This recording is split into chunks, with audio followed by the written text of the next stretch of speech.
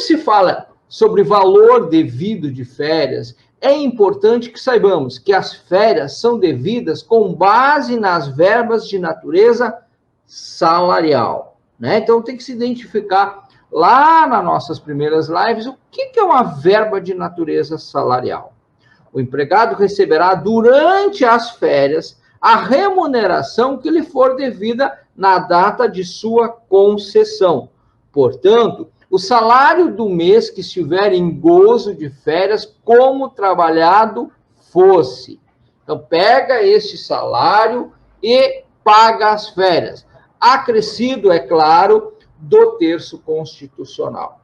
E esse salário de férias, temos que fazer sempre uma separação entre o que é uma verba fixa e o que é uma verba variável. A verba fixa, como salário, adicional por tempo de serviço, a periculosidade, a insalubridade, será o valor destas verbas vigente na época do gozo. Se as férias teve uma parte do gozo no mês, uma parte no outro, faz sobre os respectivos salários, principalmente tendo cuidado se houve, dentre um mês e outro, alteração no valor dos salários.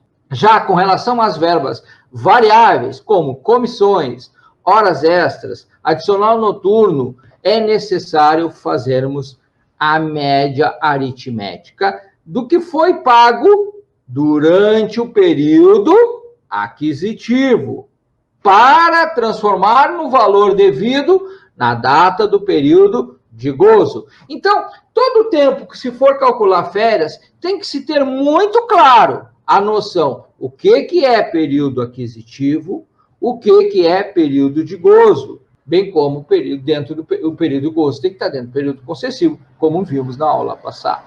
Tá bem? Vamos lá. A proposta para a aula de hoje é que façamos aqui 2 exemplos.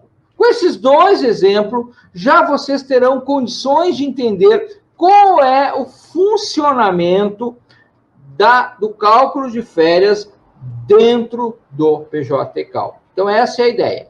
Como agora aplicar isso dentro do PJCalc, a nova ferramenta de cálculo. Então, vamos lá pegar o nosso primeiro exemplo, cálculo prático de férias, 1. Né? Então, vamos abrir o PJCalc e fazer esse cálculo. Então, aqui eu estou com o PJCalc, vou criar um cálculo novo, vamos colocar aqui, nossa live é live 15, né? Então, live 15 como reclamante, vou botar aqui como reclamado, live semanal, né? Semanal no IB. Agora, eu vou para o parâmetro de cálculo, vou colocar aqui o estado, onde eu estou, e o município onde eu estou, Porto Alegre. Qual é a admissão desse primeiro exemplo? Bom, a admissão desse primeiro exemplo é 2 de janeiro de 2020. Quando ele foi demitido? 31 de março de 2020. Quando que se foi feito o ajuizamento deste processo? 1º de abril de 2020. Bom, os demais parâmetros eu não preciso mexer, eu posso deixar como está. Só que tem um parâmetro que eu vou preencher a mais, que ali diz, ó, motivo da demissão, a pedido do empregado, sem aviso prévio. Então, a pedido do empregado sem aviso prévio. Indo muito intuitivamente, sem maiores conhecimentos no PJCalc, eu viria aqui, aviso prévio, está calculado, eu vou passar para não apurar. E aí eu vou salvar. Vamos ver o que... Este empregado, ele tinha um salário base de 1.650. Então, lá, tenho férias para cadastrar? Faltas para cadastrar? Não tem. Tem férias para cadastrar? Se eu entrar no cadastro de férias, ele vai estar todo em branco. Tá? Por quê? Porque eu só cadastro aqui períodos de férias fechados, que são as chamadas férias vencidas, que é indenizadas na rescisão, e as férias gozadas. Então, como esse empregado não tem um ano de trabalho, eu não tenho férias para ser cadastrada. Se tivesse um cadastro de férias, eu viria aqui e cadastraria.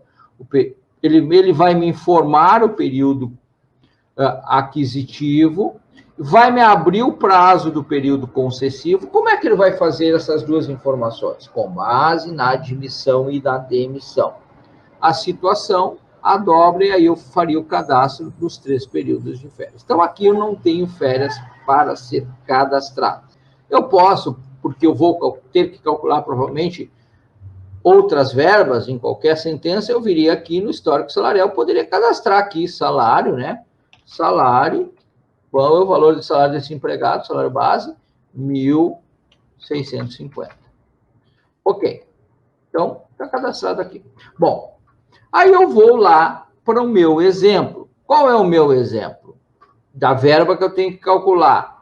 Férias proporcionais, a indenização das férias proporcionais. Então, eu tenho que escolher, pessoal, qual é a base que eu vou utilizar para essas férias proporcional. Eu posso utilizar lá do salário histórico ou posso utilizar a maior remuneração.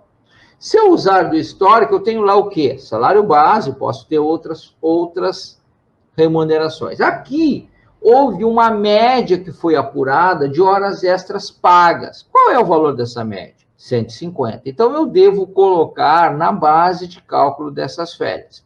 Então, no histórico, eu só tenho aqui esta parcela, que é o 1.650 do salário. Então, eu vou lá, voltar em dados do cálculo, no parâmetros de cálculo, e vou preencher aqui a maior remuneração para usar de base para essas férias. Qual é a maior remuneração?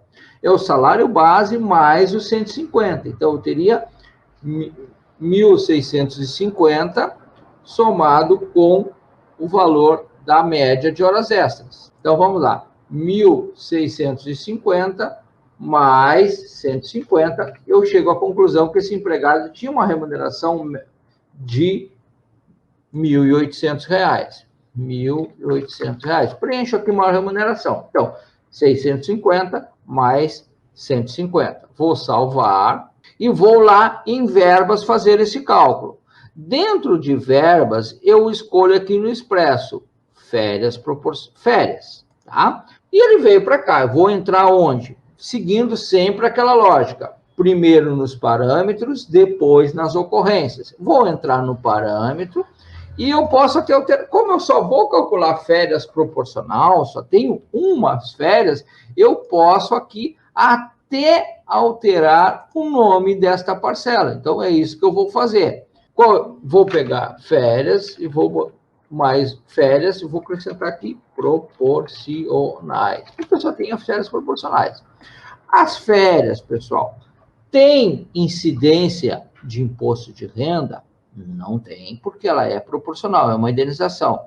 Tem incidência de fundo de garantia? Também não tem. Tem incidência de contribuição social? Não tem. Então, vou deixar como... Aí, eu venho na base. E aqui você já repare que ela está já preenchida com a maior remuneração. Então, como eu já coloquei lá a maior remuneração, preenchi o valor, eu deixo como está.